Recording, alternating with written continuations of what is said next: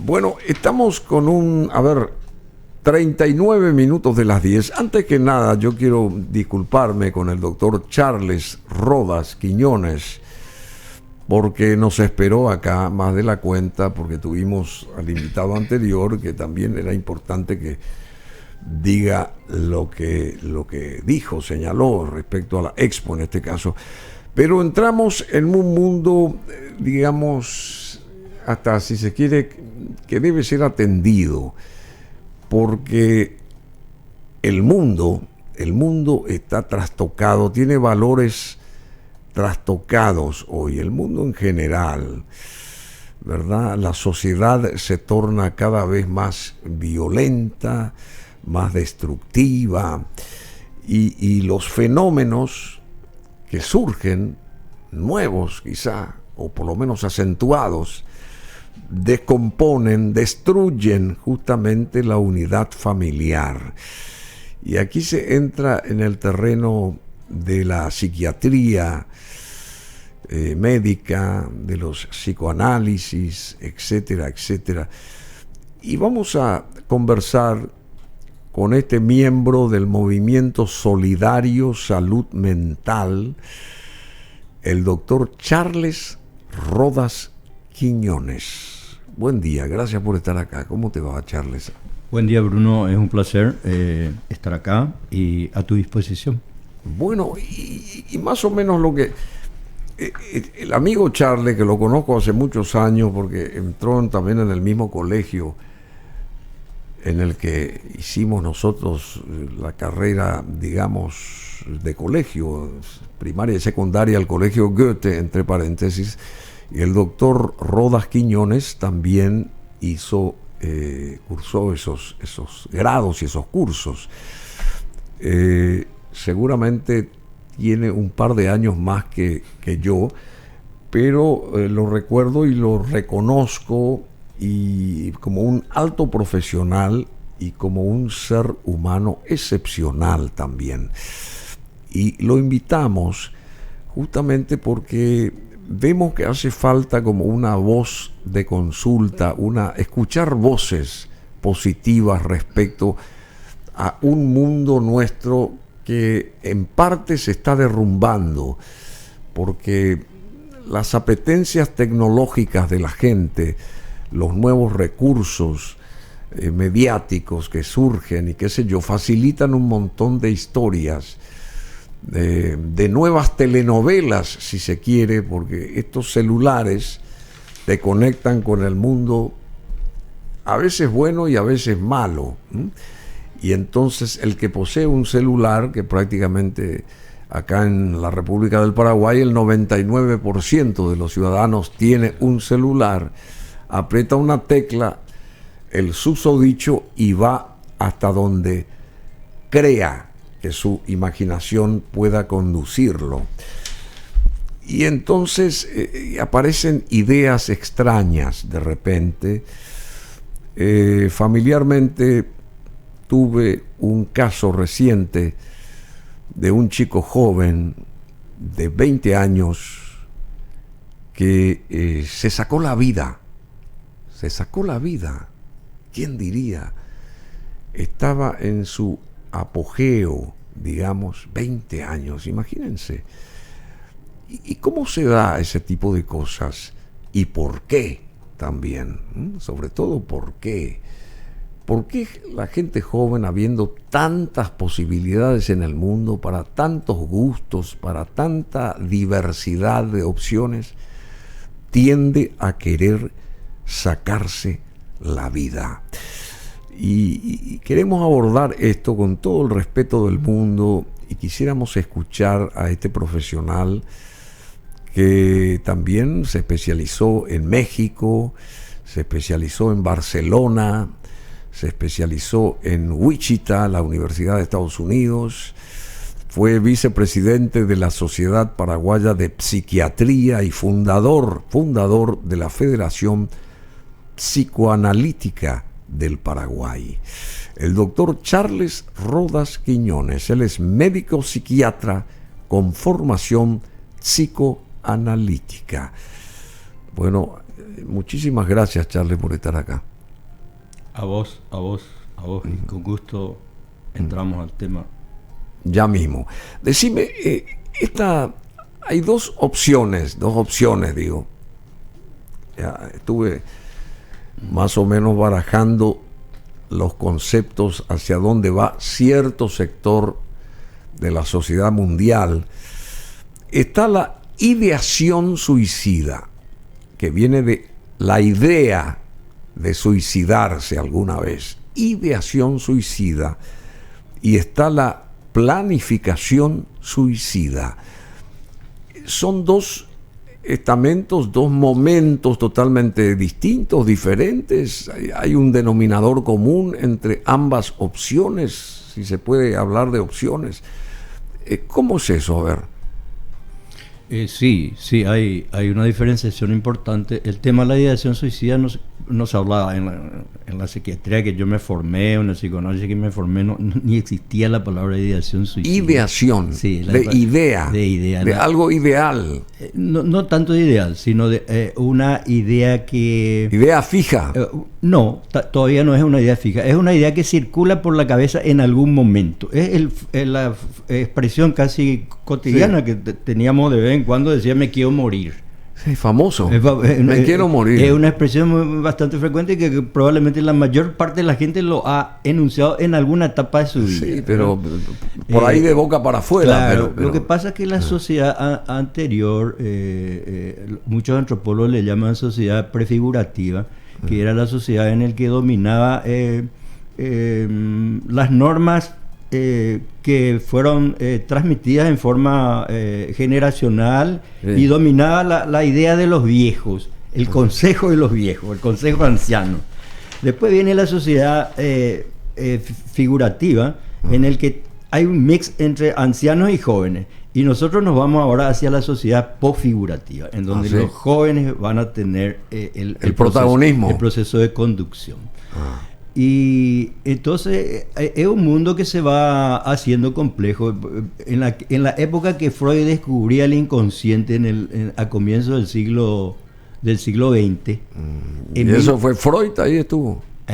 ¿Freud estuvo ahí o no? En la época que Freud descubría el inconsciente a comienzos del siglo XX, había un sociólogo que se llamaba Émile Durkheim, que escribió el libro más trascendente sobre el suicidio, sí, que se llama El suicidio. ¿Y qué es el suicidio? ¿Qué es? ¿Sacarse la vida así nomás porque sí? ¿O cómo es el asunto? Él lo definió como un acto... Acércate, por favor. Un acto activo o pasivo, cualquiera de los dos, sí, que lleva en la intencionalidad de la muerte. Sí. Esa era la definición, y es una definición que prácticamente perdura con algunos cambios, porque es muy difícil saber el tema de la intencionalidad. La intencionalidad generalmente se deduce rápido por el método que usa. La persona que usa un método que te lleva casi siempre a la muerte, se deduce que tiene una intencionalidad fuerte. Por ejemplo, colgarse, arrojarse al vacío. Esos son... después dispararse, no hay cantidad de gente que se dispara en el corazón y no muere. O en la cabeza. En la cabeza y no muere. En cambio, hay métodos como esos dos que mencioné. Tampoco los tóxicos. Anteriormente la gente se suicidaba mucho con tóxicos. Eso fue supuestamente Marilyn Monroe murió por eso. Exacto. No sé si qué grado de verdad hay o armaron eso para... yo creo que ese fue un suicidio ícono. Icónico, sí. Icónico, perdón. El de este músico también, que ahora no me estoy acordando su nombre, que se disparó en la cabeza y que creó una cantidad inmensa de suicidios a posteriores. Pero todo este tema de lo que es la imitación, sí, ya aparece con el Werther de John Wolfgang Goethe. Johann Wolfgang Goethe. Él es cuando escribe el famoso Los dilemas de Alcoven Werther, cuando él se suicida. La primera seguidilla de suicidio en el mundo ocurre después del escrito de Goethe, el Werther. Goethe, y ahí se empieza a estudiar el fenómeno de la imitación, que hoy en día es muy importante, ¿verdad? ¿Por qué? Por los medios masivos, ¿no? Es diferente en aquella época cuando se leían nomás los libros, a hoy que uno tiene una invasión audiovisual. Bastante fuerte, ¿verdad? Decime, Kurt Cobain, ¿no fue? Kurt Cobain. Exacto. Sí, Kurt Cobain. Que se suicidó muy joven. Kurt Cobain, el mismo. Creo que tenía 27 años por ahí. El mismo. Bueno, pero vamos otra vez insistimos con esto. Ideación suicida es una idea que surge de que quiero sacarme la vida, que puede darse, es una cuestión pasajera esa. Es una cuestión pasajera. Si es ideación, es absolutamente pasajera. Puede ser alguna... Y cuando uno planifica... Cuando uno planifica... el suicidio... Ahí es diferente. Generalmente la persona que planifica el suicidio ha pasado por etapas complejas, digamos, ¿verdad? Ha tenido vamos a llamarle un cúmulo de frustraciones. Y la categorización de frustraciones puede ser desde... La más simple, como en el adolescente hay una ruptura amorosa, ¿verdad? Hasta algo quizás muy compleja como un derrumbe económico. También. ¿Verdad? Un derrumbe económico que es algo más complejo, afecta más. Pero la categorización lo hace la persona, ¿verdad? Y generalmente la persona pasa por diferentes etapas. Una de esas etapas es el desamparo. El desamparo es... ¿El desamparo en qué aspecto? En el aspecto humano. Los hombres y las mujeres tenemos dos miedos básicos. A ver, ¿cuáles son? Tenemos tres miedos básicos. ¿Cuáles son? Uno es el miedo al desamparo, que es la pérdida de amor del otro, ¿verdad? Sí. El otro es el miedo a la invasión, que el otro te dirige a la vida. Y el tercero, el miedo a la muerte. Esos miedos son miedos básicos. Y dirigen nuestra vida, aunque no nos demos cuenta de ello.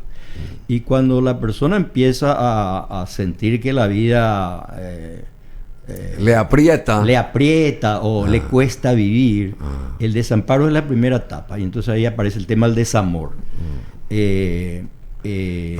Porque las instituciones no pueden... Perdón. No. Recibí una información reciente a través de un amigo que me contó el caso que le afectó mucho al grupo de amistades de este señor, ¿verdad? Que me trasladó la información. Un chico joven relativamente, tenía creo que 30 años, ni 35 años, por cuestiones económicas, justamente porque le atosigaban todos aquellos famosos usureros y ese tipo de cosas, porque tratando con una familia bien constituida, ¿verdad? Una señora, hijos, creo que 2 hijos, se sacó la vida, se colgó. Y vino la señora, que también trabajaba la señora, y él trataba, pero era tanta la deuda que él tenía que no podía, digamos, pensar en que tendría que... O sea, no podía retribuir lo que él había solicitado en préstamo, y se sacó la vida. Es más o menos lo que estabas diciendo vos, ¿verdad? Eso tocó bastante un filósofo francés muy importante, que ahora me va a venir el nombre. Sí. Que él decía de que el absurdo es una de las causas del suicidio, porque el absurdo es una especie de incompatibilidad entre los deseos y la concreción en la realidad. O sea, los deseos son muy desproporcionados respecto a la posibilidad de concreción con la realidad, y yo creo que eso se vive en el mundo moderno. La gente trata de vivir más allá de lo que puede, ¿verdad? Sí, claro. Hay una exigencia fuerte, material. Ese es muy importante también, porque el mundo ha cambiado. Anteriormente el concepto era el de ser una persona buena, ser una persona honesta, estudiosa, ser una persona educada, bla, bla, bla. Y hoy en día el concepto es tener algo. Sea, la definición. Mirá lo que tiene mi vecino, mirá lo que tiene mi hermano, mirá lo que tiene... Entonces hay una presión una fuerte, guerra ahí. Hay una presión fuerte sobre el hombre o la mujer Y el otro es el tema también de la figuración, que es de la imagen, ¿verdad? La imagen. Entonces, todos esos factores llevan a... Durkheim ya hablaba de las crisis económicas como causa del suicidio, y él decía una cosa maravillosa. A ver, ¿qué decía? Hace más de 100 años. Decía, las crisis económicas crean... uno no se mata porque solo pierde. Uno a veces se mata porque gana mucho también, ¿verdad? Sí. Porque tanto la pobreza puede originar una crisis, o el exceso de riqueza produce una desestabilización muy grande en el modo de vivir de la persona. Sí. Y eso puede inducir al fenómeno del suicidio. Y que vemos, porque el suicidio no hay solamente en clases pobres, el suicidio hay en las clases más altas, más pudientes, que no les falta nada material, pero al revés tienen un vacío espiritual muy grande, ¿verdad? Tremendo. Y justamente, ¿cómo se combate? No sé si esa es la expresión, ¿cómo se retruca una situación? Porque uno, digo yo, me pongo en la piel o en la mente de esas personas que están pensando, idealizando un suicidio, pero que le llega esa onda, esa idea por temporadas. Esa persona no se da cuenta que tiene que autoayudarse, que tiene que autocombatir esa mentalidad que le está, digamos, también atosigando. No se da cuenta que es extraño que piense en matarse. Es así, eso no pasa por la cabeza del suicida, digamos, o el posible suicida. No pasa eso por la cabeza de esa gente.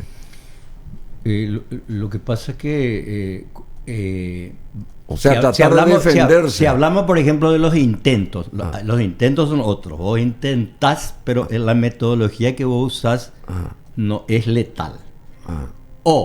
Sí. Vos planeás tu intento de suicidio de manera de que alguien pueda llegar a esa hora. Vos sabés el movimiento de la familia, el movimiento del lugar donde está. A diferencia del suicida que usa el método letal y se cuida de todos los detalles para que nadie llegue cuando él cometa el acto, ¿verdad? El acto el acto suicida. De matarse. Exacto. Acá el doctor Charles Rodas Quiñones está por lanzar un libro, creo que es su segundo libro, segundo libro, y esto va a ser el jueves 13 a las 21 horas en la Alianza Francesa, acá en Asunción.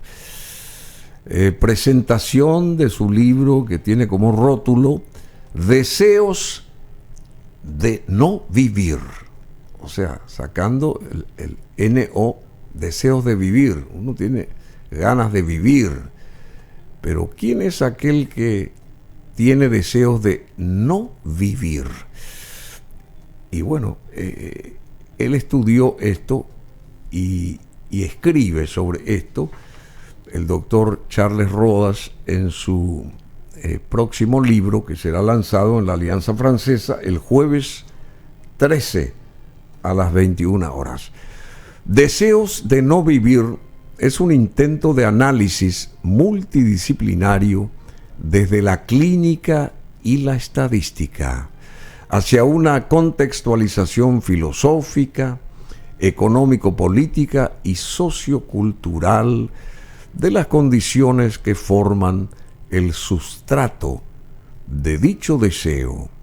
Sus consecuencias son un hombre o una mujer construidos de tal forma que cada vez tienen menos control de sus vidas, carecen de arraigo y saben cada vez menos quiénes son y a dónde van y por qué están acá, agregaría yo también.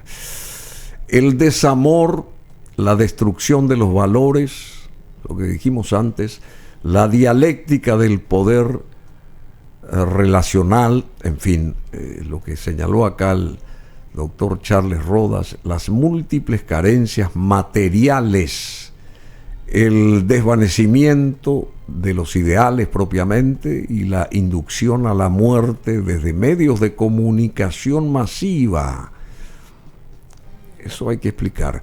Conforman todos ellos pasos seguros para un coqueteo con la muerte. Coqueteo con la muerte bajo las formas del intento suicida o las conductas de alto riesgo en muchas ocasiones, así como un número cada vez mayor en todo el mundo que decide un viaje sin retorno. Pero están también los que reconstruyen sus vidas con mucha tenacidad. A eso iba yo también, que se dan cuenta de que algo no funciona y que tienen que contrarrestar eso. Están también aquellos que reconstruyen sus vidas con mucha tenacidad y fortaleza a través del azar del destino, el apoyo de su círculo cercano, que es fundamental, la familia es fundamental, el uso racional de psicofármacos, la ayuda psicoterapéutica sostenida o el sostén de la comunidad también, de la sociedad, de la familia y más allá de la familia. De esto se trata lo que va a exponer y presentar el doctor Charles Rodas Quiñones, el deseo de no vivir. La invitación cursada entonces, Alianza Francesa, jueves 13 de julio. Sería el otro jueves, hoy es jueves, el otro jueves a las 21 horas. ¿Cómo surge esto? Porque vos habías también gestado otro libro acerca de las disciplinas PCI en el banquillo, dice, y me trajo acá Charles, y le agradezco con una dedicatoria y todo, a Bruno Masi Señora, con aprecio y agradecimiento, Charles Rodas, un capo es Charles, egresado de la Facultad de Medicina de la Universidad Nacional de Asunción en 1974. Y ya dije, tuvo una residencia psiquiátrica en el Instituto Mexicano del Seguro Social, allá por el 76-78, y una formación en psiquiatría también infantil, Hospital Infantil de México, en el 79 al 80. En fin, después fue a Barcelona, fue a otros lugares. ¿Qué es esto de PSI? ¿PSI qué es? Las disciplinas PSI en el banquillo. ¿Qué es esto, Charles? Y es un intento de crítica a los fundamentos. Es difícil criticar nuestras propias profesiones. Yo hice ese intento, está ahí. Un análisis. Yo me puse como crítico de la disciplina psiquiátrica porque la conozco, sí, como crítico de la disciplina psicoanalítica y como crítico de la disciplina psicológica. Porque en la sociedad actual hay vamos a llamarla así, un predominio fuerte dentro de las disciplinas PSI de la psiquiatría llamada biológica. ¿Y qué es PSI? PSI el conjunto de situaciones. PSI quiere decir, de estudios. El concepto psi viene de alma. Psi quiere decir alma, textualmente. Quiere decir y alma. Alma pues se accedía antes por la revelación divina. Después viene el alma de Descartes, que al alma se accede por la reflexión. Sí. Y después viene el alma de Freud, que al alma, para rastrear tu alma, vos tenés que quitar el pensamiento consciente y bucear por abajo de cómo organizamos el pensamiento lógico. Entonces hay muchas acepciones del concepto alma, ¿verdad? Pero la palabra PSI quiere decir textualmente alma. Pero decime, una persona, vuelvo a señalar esto, una persona con ganas de sacarse la vida, ¿se da cuenta que tiene que defenderse para que no ocurra eso o se deja llevar automáticamente nomás ya y bueno, hasta acá llego y chao, me tiro o me ahorco, lo que sea, y desaparece? ¿Cómo es el asunto? Yo creo que hay que mirar dos cosas. Freud, por ejemplo, ya trabajó como 4 principios básicos que tenían que ver con la capacidad de destrucción, y 2 de ellos son muy importantes, que es la compulsión a la repetición. La compulsión a la repetición es repetir los actos en la vida de uno, aunque la persona sepa que esos actos le crean displacer o le crean dolor. Pero ese fenómeno repetitivo no es consciente. No. No es consciente. Después está otro elemento muy importante que estaba bajo sustrato de este tema desde el punto de vista del psicoanálisis, que es la construcción de lo que se llama el masoquismo y el sadismo de la persona, ¿verdad? Entonces, fíjate, las personas que van tendientes a la autodestrucción tienen un componente masoquista muy fuerte, quiere decir la capacidad para tolerar el dolor, casi una instalación en el dolor, ¿verdad? Y por supuesto que está toda la parte social, que son el fenómeno de las carencias que hoy hablábamos en la construcción de la familia. Pues la familia va perdiendo la cohesión del amor y va perdiendo la cohesión de la adaptabilidad, porque la familia antes daba normas claras. Las familias de hoy o la sociedad de hoy, la norma está absolutamente liberada a la construcción en que cada uno quiere entender. Es casi el tema de los abogados o de las leyes. Todo es interpretable. Todo, o sea, es interpretable. El texto ya no es claro. Entonces hay mucha incertidumbre ante esa situación, digamos. Y vuelvo a Durkheim, porque es el padre del suicidio. Durkheim. Emile Durkheim.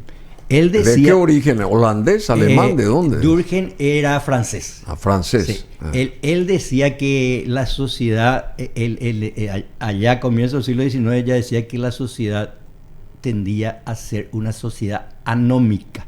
Anómica. Anómica. ¿Y qué es eso? Anomia quiere decir falta de norma, es lo que pasa hoy. Anómica. 100 años después está muy claro eso. Y la sociedad anómica, decía Durkheim, se produce porque la construcción de las leyes sociales ya no defienden más al común, sino solo defienden al individuo. Entonces se ha perdido la pertenencia al común. Y cuando el individuo no tiene una pertenencia al común, hace lo que quiere. Decime, ¿cómo vos ves nuestra sociedad? La sociedad paraguaya, la sociedad regional, la sociedad mundial. ¿Cómo ves nuestra sociedad? Vos tenés un poco más de 70 años, o sea que viste mucha agua, corrió bajo el puente personal tuyo, la vida tuya. ¿Cómo ves, o sea, cómo sentís que se manifiesta nuestra sociedad? ¿Está enferma nuestra sociedad? ¿Padece de algo y no nos damos cuenta? ¿Y cómo poder atender o solucionar o tratar de evitar esta enfermedad de la sociedad, si es que la hay, ¿verdad? No sé, te pregunto a vos. Yo sí, eso sería como una visión más de tipo política o sociopolítica. Yo creo que el modelo de producción capitalista tiene sus defectos importantes, y los defectos es la repartición de los bienes. Repartición de los bienes. Claro, ese es el problema de la sociedad capitalista, porque a la sociedad capitalista le interesa que la gente tenga plata en el bolsillo para seguir comprando mercancía. ¿Y cuál es la sociedad que vos propones entonces? No, yo no propongo ninguna sociedad. Yo solamente pienso que la sociedad capitalista tiene ese defecto, y el defecto es la distribución, porque o la falta de distribución. Exacto. O las asimetrías. O la asimetría, la mala distribución. Porque al capitalismo le vendría muy bien que toda la gente tenga plata en su bolsillo y se siga comprando mercancía. Sí. Porque la mercancía, nosotros sabemos hoy que a través de la publicidad la gente compra mercancía que no necesita. Incluso compra mercancía que sabe que la publicidad que le dan es falsa. Igual compra. Hay como una compulsión a comprar. Porque comprar en esta sociedad es tener también. Es tener. Y acá, en este próximo libro que lanzás el siguiente jueves en la Alianza Francesa, señalás lo siguiente: el desvanecimiento de los ideales y la inducción a la muerte desde medios de comunicación masiva. ¿Qué quiere decir esto?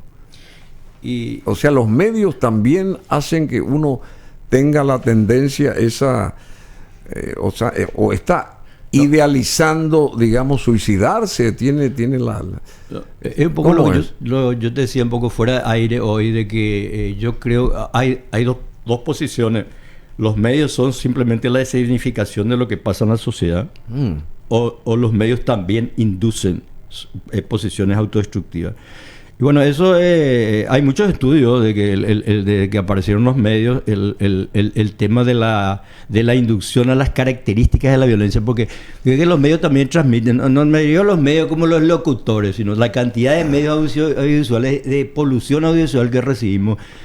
¿Dónde aprendes la ¿Dónde aprendes la forma de ser violento? ¿Dónde aprendes sí, las modalidades de ser violento? Negativas, digamos, noticias negativas. ¿Dónde aprendes la forma de matarte? Hoy en día es fácil entrar en online y encontrar la forma de matarte, encontrar círculos donde hablar con otra gente que está pensando la misma cosa, y entonces la planeación se hace social o se hace grupal de la muerte. Claro, pero todas esas son gente muy aislada, gente que no ha sido incorporada al vínculo social. El caso, por ejemplo, sonado de Charles Mason, ¿te acordás? Me acuerdo.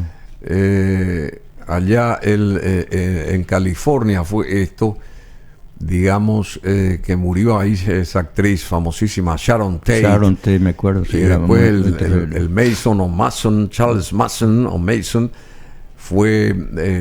estuvo detrás de barrotes durante décadas y murió ahí en la cárcel, y manejaba así mentalmente o a través de sus locuras a un grupo de personas que bueno, él mismo inducía a que ellos maten a las personas, a la gente, simplemente. Eso forma parte también de esto que está diciendo vos, de la cuestión de los medios de comunicación, ¿tiene algo que ver con esto o no? No, no necesariamente. Yo me refería más bien al el tema del suicidio cibernético. O el suicidio menos regulado en todas partes del mundo. Creo que Australia es el único país del mundo que tiene regulada el tema de la información para matarse. Así, ¿verdad? Y la mayor parte de los países no lo tienen. Chile creo que ha empezado ahora.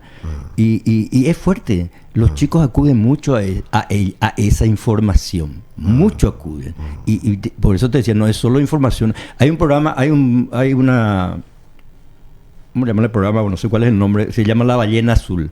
Sí. La ballena azul. Y te va dando todos los pasos para que vos vayas perdiendo el miedo para matarte. O sea, te induce. Eso es una inducción clara, ¿verdad? Sí. Te va diciendo todos los pasos que tenés que hacer. Levantarte, subirte al tejado, mirar. Vas a tener miedo. Al día siguiente volver a hacerlo. O sea, te va dando una serie de pasos que te van induciendo. Claro que el que se deja inducir es que tiene una predisposición para matarse. Al que no quiere matarse no le van a inducir jamás, ¿verdad? No le van a inducir jamás. Decime, y la familia. ¿La familia se da cuenta de que uno de sus componentes tiene esas tendencias? ¿Y cómo actúa la familia? Absolutamente. La familia ¿Cómo actúa o cómo debe de actuar la familia en todo caso? La familia es la más negadora de todo.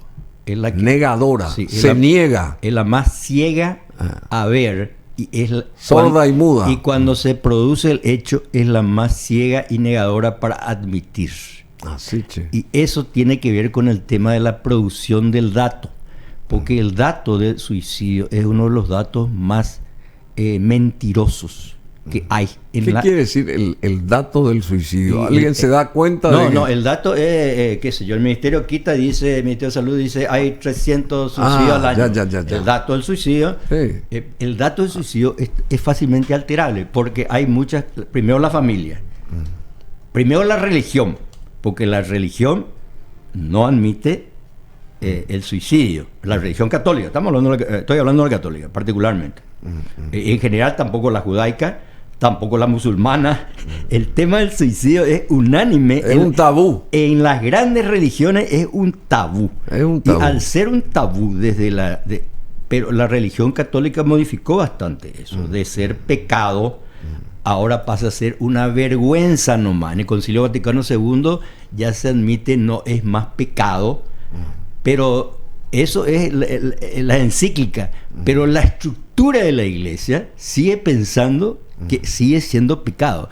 Entonces se vela o se esconde el dato desde la familia. Después estamos los médicos, que la familia induce al médico a producir certificados de muerte falsos. Así, che. Claro. Entonces O sea, disminuyen siempre. Pero por supuesto, dice paro cardíaco, cualquier cosa, ¿verdad? ¿Entendés? Y el tercer elemento muy complicado es la clasificación. Porque para meter causa de muerte vos tenés un clasificador. Sí. Y la Organización Mundial de la Salud y la Asociación Psiquiátrica Americana, que son los grandes productores de clasificación, recién ahora en el 2018 incluyeron el suicidio dentro del clasificador. Imagínate. Hace 5 años. Y la Organización Mundial de la Salud se pasa diciendo hace 25 años que el suicidio es un tema epidémico. Acuciante. Epidémico. Sí, acuciante. Y no había clasificador. Imagínate. Yo reviso mucha estadística en el libro y en este libro que va a ser lanzado en el libro jueves. que va a ser lanzado reviso mucha estadística sobre la base de la información que produce Vigilancia a las Personas del Ministerio del Interior, que tiene muy buena estadística, y la que produce el Ministerio de Salud. Pero el Ministerio de Salud viene desagregado, entonces hay que absorber esa información y armar una gráfica. Otra estadística. Y en esa gráfica nosotros estamos en este momento más o menos en 517 muertes anuales. ¿Así? Y ¿Casos de suicidio son? Anuales. ¿Así? Pero ese dato está falseado en cerca de 40 a 50%. O sea que es mucho más. Imagínense lo que es ese dato. Se va a 700 y pico. Claro, lógico. Pero esa gente que se saca la vida, se autoelimina, digamos, por lo general es gente de muchísima formación, de muchísima capacidad analítica, de muchísima instrucción, o sea, es gente culta también, no es gente inculta, digamos, sino más bien con una formación a cuestas. Eso es lo paradójico, porque la gente que a veces se saca la vida es la mejor formada. ¿Cómo se explica esto? Porque, y al estar mejor formado la persona o formada la persona, se supone que sabe de esta tendencia y ese tipo de cosas y tiene que evitarla, ¿verdad? No acentuar eso, porque la formación por un lado hace que uno como que se aparte de una suerte de realidad, porque va hurgando libros, bibliotecas, temas, aquello, qué sé yo. Pero por otro lado, digo yo, me vas a corregir, esa gente es la más inteligente para autoeliminarse, digamos. Estadísticamente eso no es cierto. No es cierto. No, estadísticamente, en las estadísticas de Paraguay, que yo revisé bastante, no es cierto. El 75% de los suicidados dentro de esos 515 que admite el Estado, es la que menos capacidad tiene. El 75% no pasó la primaria. No pasó la primaria. Entonces, evidentemente que lo que pasa es que a nosotros nos impacta más la gente capacitada, porque es la que se le publicita, ¿verdad? Es la que sale en los medios. Entiendo. Y eso que ha mejorado. Si yo reviso, en vez de 2020, reviso 2015, 2005, el porcentaje era más alto de lo que nos pasaba en la primaria. Y eso que el proceso de migración hacia la ciudad es más grande. Y cuando migra hacia la ciudad, su educación sube, mejora, digamos, ¿verdad? Entonces hay todos esos datos muy complejos. Pero yo quiero aprovechar para decirte una cosa, Bruno, que a mí me parece muy importante. Inadmisible el error del Ministerio de Salud. ¿Ah, sí? En el año 2018... el senador Filisola de Frente Guazú sacó la ley de prevención al suicidio. Prevención. Sí. Y la ley de prevención al suicidio salió en el 2018. ¿Cuánto hace? Hace 5 años. 5 años. 5 años. ¿Y cuál es el deber del ministerio? Reglamentar esa ley para que pueda aplicarse. Porque la ley que sale del Parlamento no se puede aplicar. Claro. Cada organismo gubernamental tiene que reglamentar para que se aplique. Y eso no se hizo. No se hizo. Y los datos de suicidio seguían creciendo, creciendo. Eso está en el limbo. Está en el limbo. Es un error inadmisible. Bueno, decime otra cosa. Estuvimos con estos profesionales que están construyendo el puente Héroes del Chaco y que dice que va a tener ese puente, una vez concluido en este año 2023, una suerte de jaula anti-suicidio, porque la gente elige los puentes, Sí, señor. por lo general, para ponerle fin a sus vidas. O sea, ¿qué es eso de jaula anti-suicidio? O sea, cercar todo ese puente, ¿cómo es el asunto? Bueno, probablemente le acerca- pongan como una tela metálica Una tela grande, metálica. ¿verdad? Para que uno no pueda lanzarse al vacío. Porque el puente Remanso es un lugar donde ocurrió muchos suicidios, ¿verdad? Sí. A mí me ha contado una fiscal un caso muy increíble que lo comento porque me pareció muy llamativo. Era una mujer joven que había hecho intentos de suicidio varias veces, y la familia estaba muy desesperada porque no veía la forma de controlarla. Entonces le pusieron un chip, no sé cómo le pusieron un chip sin que ella se dé cuenta, y entonces sabían el movimiento que ella tenía. Y el día indicado de su muerte, ella se dirige hacia Remanso, y la familia va atrás de ella, y la mujer se tira y se mata antes de que llegue la familia. Pero esta mujer había dejado dibujado todo su proceso del día de su muerte. Lo que hizo, cómo se dibujó. Dibujó cómo se fue al puente, cómo se tiró, y dijo que le iban a encontrar a ella en una isla. Ahí iban a encontrar su cadáver. Y ahí fue. Y su cadáver se encontró en la isla. En la isla. Y eso forma parte de la planificación suicida. absolutamente. Imagínate si ella dejó todo con gráfica y todo. Qué barro. Y bueno, más a mi favor, quiere decir que esa gente es más que inteligente, entonces. No, obviamente. Eso es lo que te quería decir antes, con ese comentario mío. Sí, de bueno, que es más gente, es gente instruida, gente formada, gente que piensa más que la media, no sé. Porque para planificar así un suicidio hay que tener, no sé, una suerte de valor extra, me imagino yo, porque no. Así mismo es. Muchos dicen de que el suicidante es un cobarde, pero el suicidante no es cobarde. No, al contrario, me parece. El suicidante no es cobarde. Aparte pasa por fases muy tormentosas. Cuando él no define todavía matarse, él vive un tormento, así como vive el que se va a morir y sabe que se va a morir. Y cuando define su forma de hacer y lo tiene clara la película, él entra en calma, absoluta calma. Así, che. Absoluta calma. Cuando tiene clara la película de lo que va a pasar. De lo que va a pasar, y ya tomó la decisión, ya no hay retroceso. Así. No se puede retroceder entonces. No, o sea, una vez que él tomó la decisión, y ahí le aparece la calma, porque antes de tomar la decisión es una vida tormentosa. ¿Y por qué es una vida tormentosa? Porque se lucha entre el deseo de vivir y el deseo de no vivir. Pero pasa por el cerebro todo eso, evidentemente, ¿verdad? Pasa por... más allá de los apremios que uno pueda o no tener económicos, amorosos o lo que sea, lo mismo hay una suerte de impulso para tratar de conseguir el objetivo de sacarse la vida. El impulso siempre hay. Lo que pasa es que el impulso depende de la etapa de la vida en que vos estás. Por ejemplo, la adolescencia, que el impulso es muy fuerte. La mayor parte de los suicidios de la adolescencia son impulsivos. Entonces tuvo una ruptura amorosa y se va y se mata. Así, ¿verdad? En cambio, cuando va creciendo la persona y va teniendo más capacidad de raciocinio, hay mucho más control. Y si tiene moral fuerte, hay mucho más control. Todavía. Los judíos se matan muy poco. Los cristianos se matan un poquito más. Los protestantes son los que más se matan. Después los cristianos, y menos de todos los judíos. Quiere decir que la moral es más fuerte. Pues la moral fuerte es la que retiene en la vida terrena. Bueno, qué fabuloso. El doctor Charles Rodas Quiñones, y de su primer libro, Las disciplinas psi en el banquillo, o sea, las disciplinas del alma sería esto.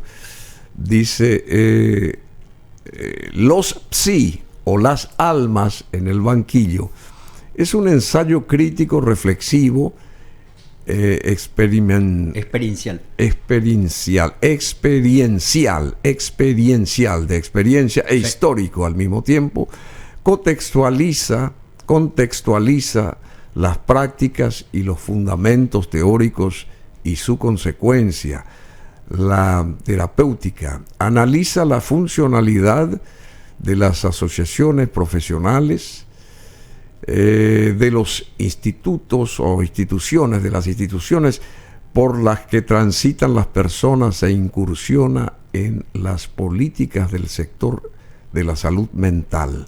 Señala una visión hegemónica de la psiquiatría, la biología secundada por una psicología de funcionalidad adaptativa y complaciente a lo primero, y un psicoanálisis que no abandona o abandonó su posición elitista y profundiza su hermetismo. Bueno, ¿este libro se puede comprar acá? Sí, señor. Está en las librerías de Asunción. En el lector vas a conseguir fácil. El lector. Las disciplinas psi en el banquillo. Psi quiere decir alma, me decías. Así mismo. Y en el banquillo es porque es crítica, porque se le pone a alguien en el banquillo, pues se le va a criticar. Entonces a mí me criticaron mucho de eso, entonces yo me puse en la parte posterior del libro, yo estaba sentado en el banquillo también. En el banquillo de los acusados. Para que me critiquen a mí también, ¿verdad? Acá hay una fotito. Bueno, muchas gracias, Charles. Entonces vamos a estar pendientes de este deseo de no vivir, que es el rótulo de tu siguiente libro, que será lanzado el jueves próximo, de hoy en 7, en la Alianza Francesa, a partir de las 21 horas. El lunes sale la edición y apenas salga la edición, yo te hago llegar aquí. ¿Ah, sí? Y bueno, fabuloso, vamos a darle manija. Porque también quedé con tu señora eso, ¿verdad? Sí. Bueno, muchísimas gracias. Gracias a vos. Querido Charles, no sé si querés agregar algo, ya que mencionaste a Kurt Cobain, por ejemplo, hubo una camada de muchos músicos, porque está la droga también de por medio. Claro. Que no tocamos ese tema. No tocamos ese tema. Un grupo de gente que conformó el Club de los 27, porque todos grandes, ¿cómo se llama? Músicos. Que a los 27 años como que desaparecían, se autoeliminaban, qué sé yo. El caso de Jim Morrison, el caso de este guitarrista famoso Jimi Hendrix, el caso de Kurt Cobain, y hay muchísimas figuras, inclusive una chica hace poco también, a ver cómo que se llama esta chica muy importante de la música, en fin, Janis Joplin también, por supuesto, Amy Winehouse, sí, exactamente, fue una, y todas estas figuras como que desaparecían de motus propios, no sé cómo se dice, o sea, se autoeliminaban cuando llegaban a los 27 años.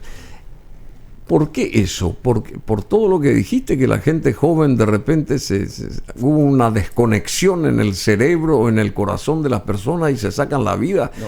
Y las drogas también incitan a eso. ¿Las drogas incitan a eso o no? Eso ni dudar, ¿verdad? Porque las drogas, primero que alteran el fenómeno perceptivo, ¿verdad? Alteran el fenómeno de conciencia y muchas de ellas, todas las estimulantes, aumentan el impulso, ¿verdad? Pero yo creo que en ese fenómeno que vos tocaste de los músicos, hay dos cosas. Uno es la idealización. Y la idealización es un mecanismo normal que tenemos todos, ¿verdad? La idealización es cuando vos ves todas las características positivas, así como cuando estamos enamorados por primera vez, vemos todas las características positivas de nuestra novia, y con el tiempo vamos viendo sus características reales y vamos bajando la idealización. En el tema de estas personas hay una idealización muy fuerte de la persona central, y es la que marca la forma de vida. Y al haber una idealización hay una identificación. Estos son todos mecanismos psicoanalíticos. Identificación quiere decir... ¿Y esa persona puede ser la madre también? Claro, yo soy igual a este. Si él se va, es como que yo me voy. Y eso hay en la depresión del melancólico. ¿Sí? En psiquiatría hay la depresión normal, digamos, y la depresión melancólica. La depresión melancólica es la depresión más grave de todas. ¿Por qué? Y porque cuando vos tenés una pérdida, tu mundo se opaca por la ausencia de esa persona que vos querés. Cuando vos tenés una pérdida melancólica, vos sos el que perdiste, vos desapareciste. Vos no tenés más ganas de vivir. También hay eso en la depresión normal, pero no es tan fuerte. Y una depresión, ya que tocaste eso, una depresión, ¿tiene sus fases una depresión? ¿Una depresión conduce a un suicidio, a la muerte, o es una etapa pasajera que, bueno, uno se reanima otra vez, no sé por qué sentidos? O sea, ¿cuáles son los mecanismos que hacen que uno otra vez se vuelva vital y qué sé yo, y desaparece esa depresión? ¿Cómo es una etapa depresiva, digamos? Porque la gente dice, tengo depresión, dice. ¿Y depresión qué es una depresión? A ver. Lo que nosotros llamamos la depresión es un estado de ánimo. Y los estados de ánimo son normales en las personas. Nosotros si nos consideramos vos y yo normales, nosotros tenemos tristeza y tenemos felicidad. Claro. Y a veces tenemos felicidad excesiva, ¿verdad? ¿Felicidad excesiva a través de drogas o no? No necesariamente. Si a vos en este momento te avisan de, no sé, que quitaste un auto que vos pretendías, te vas a poner muy feliz. O la lotería, ¿verdad? O te sale algo que nunca te salió y de repente te sale, te vas a poner feliz. O sea, el afecto es parte normal de la construcción de la persona. Después está el trastorno. El trastorno es cuando hay situaciones, reveses en tu vida que te van haciendo ponerte más depresivo y vas viendo tu vida más negativa. Y después está la depresión melancólica, que es la que te acababa de anunciar. Generalmente la depresión melancólica vos tenés un vínculo bastante negativo o bastante ambivalente, nosotros le llamamos, o sea que es un vínculo de amor y odio con alguien, tu señora, tu mamá, alguien importante en tu vida. ¿Y con uno mismo también o no? Y con uno mismo también, que cuando esa persona muere o desaparece de tu vida, esa muerte se te acaba el mundo. Se traslada a tu persona y se te acaba el mundo. Así mismo. Bueno, querido Charles, muchísimas gracias. El doctor Charles Rodas Quiñones es hermano del famoso actor Silvio Rodas, que en este momento me dijo que está por Europa, se está castigando allá. Silvio Rodas, un capo realmente de las tablas. Yo tuve el honor de que sea compañero nuestro en el Goethe también, somos amigos de hace muchos años, y Charles, su hermano mayor, y tenés otro hermano mayor médico todavía. Sí, Silvio, el mayor, que es cardiólogo, como mi papá. Porque ¿Cómo es? ¿Silvio también se llama? Mi padre era muy amigo de tu padre. Sí. Rafael Masi Pallares. Exacto, y mi hermano mayor hizo la misma especialidad que papá, hizo medicina y cardiología. Y yo ya hice psiquiatría. Yo me acuerdo que cuando le dije a papá voy a hacer psiquiatría, papá me dijo, no, por favor, hace cualquier especialidad. Yo le dije, papá, voy a hacer psiquiatría. Y Silvio ya se fue al teatro. O sea que nosotros ya degeneramos el linaje familiar de la medicina tradicional, me refiero, ¿verdad? Sí. Bueno, pero ustedes son tres. ¿Y el mayor cómo se llama? También Silvio se llama. Mi mamá tenía un raye con el nombre Silvio. Eso es lo que no entiendo. Y mi hermano mayor se llama Silvio Alarico, como tío Alarico. Alarico Quiñones. Y el menor se llama Silvio Humberto, como papá. Así, Por eso que él firma Silvio Humberto Rodas, hijo. Bueno, para diferenciarse. Bueno, muchísimas gracias. Una cátedra nos dio acá este médico psiquiatra, con formación en psicoanalítica, el doctor Charles Rodas Quiñones, un capo realmente. Y vos tenés una enorme clientela, me imagino. Gracias a Dios, Bruno. Trabajo bien. Trabajo bien.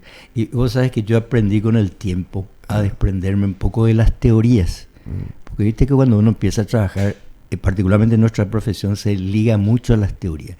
Y yo con el tiempo aprendí a desprenderme de las teorías porque los problemas humanos son tan complejos que ni una teoría abarca. Y entonces, ¿sabes cuál es lo que yo hice ahora como unos 15 años de mi vida? Decía, yo soy creyente, decía, Señor, poné en mi boca y en mi conducta lo que la persona que acude a mí necesita. Qué bueno. Bueno, muchas gracias, querido doctor Charles Rodas Quiñones.